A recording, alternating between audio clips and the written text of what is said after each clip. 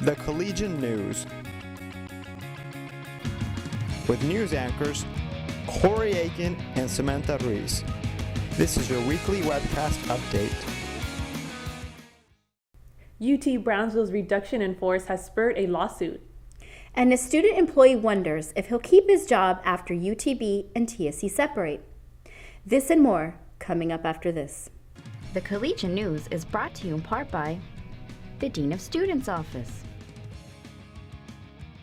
The Student Government Association extends an invitation to all students to come and ask questions in regard to any issues or concerns that they may have regarding the impact on students as a result of the separation of UTB and TSC.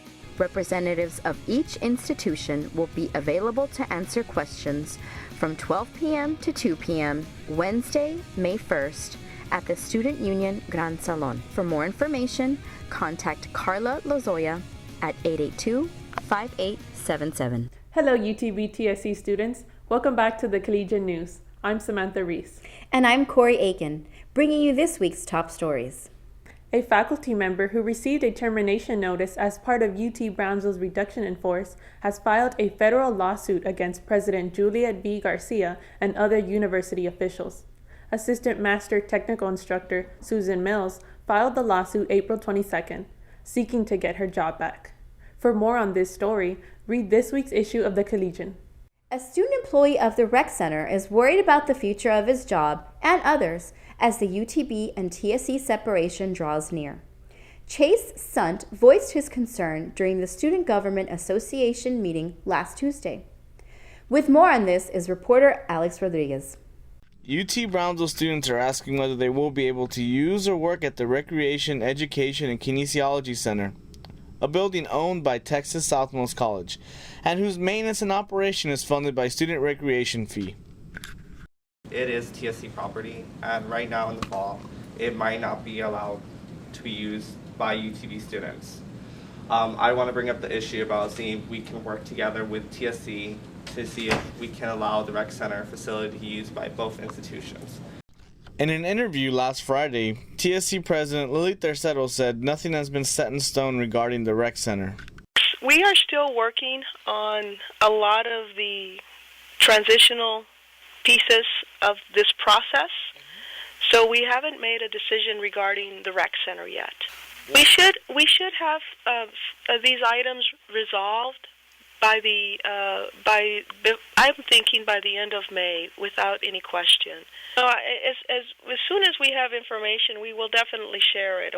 Hidal Silva, UTB's Vice President for Student Affairs, said UTB has been managing the facility as part of the partnership.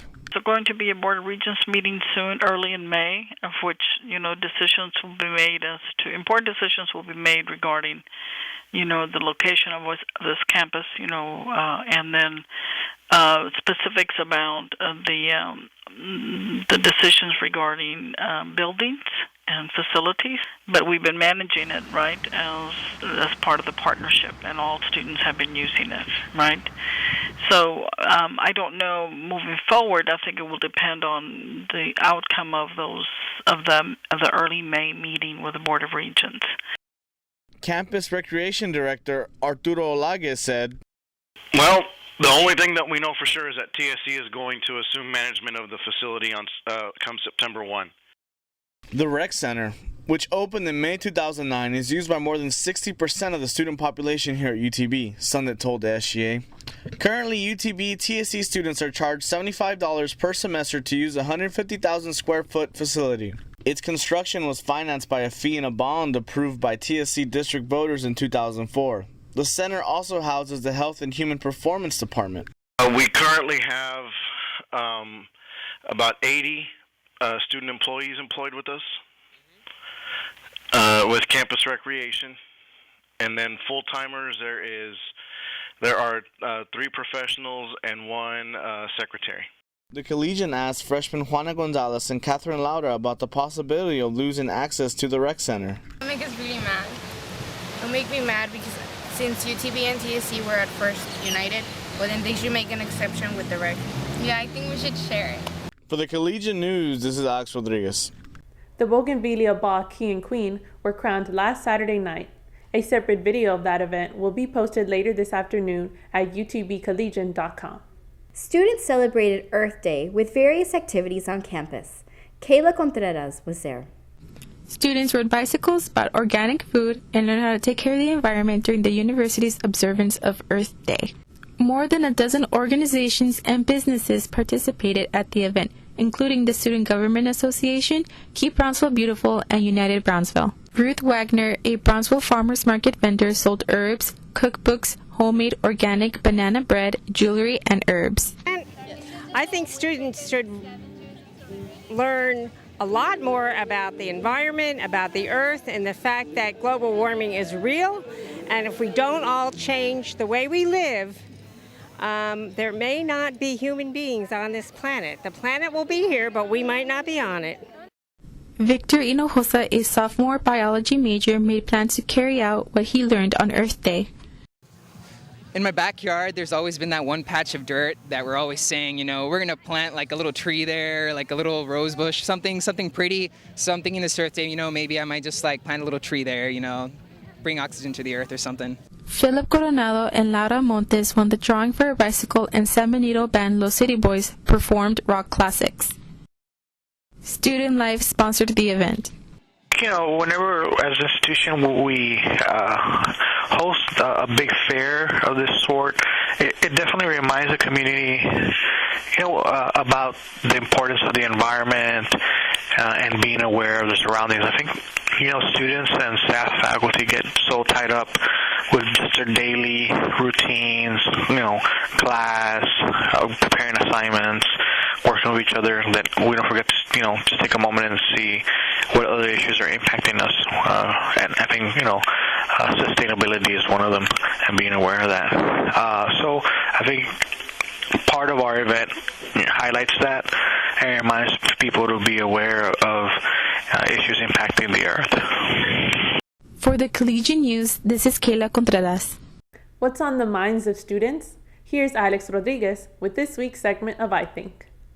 The I Think question of the week is, how do you prepare for finals? I try to study way before in advance, like a week or so, and I do study guides. That's basically it. Okay. How do you prepare for finals?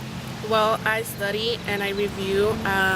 Most of the time I'm at the library doing what I did during the semester, what my teachers told me to do, and that's basically it.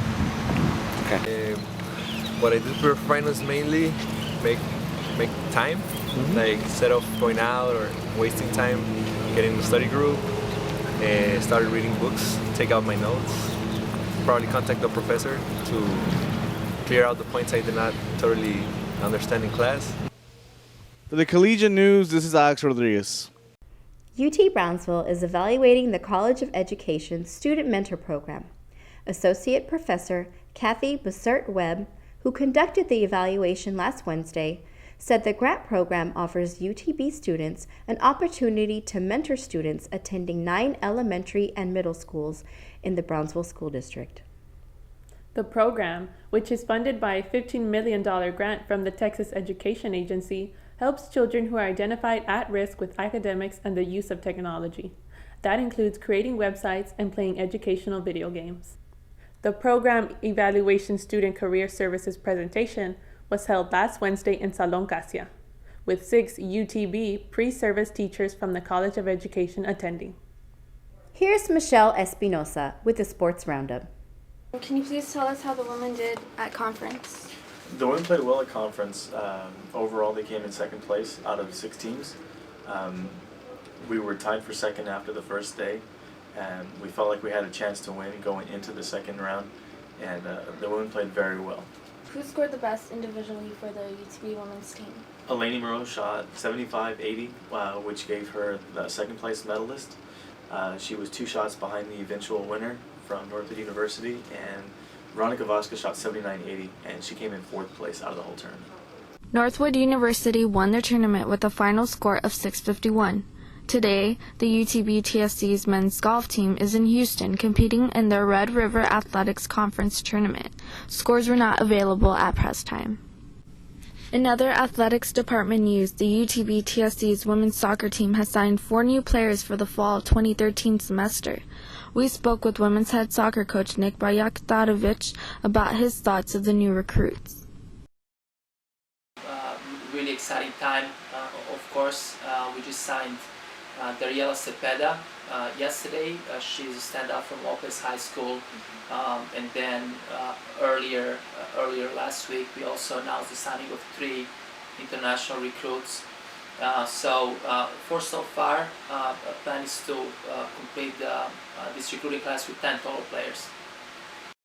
For the Collegian News, this is Michelle Espinosa. This is the last Collegian News webcast of the semester. Thank you for watching us. We will return on August 26th. Have a great summer.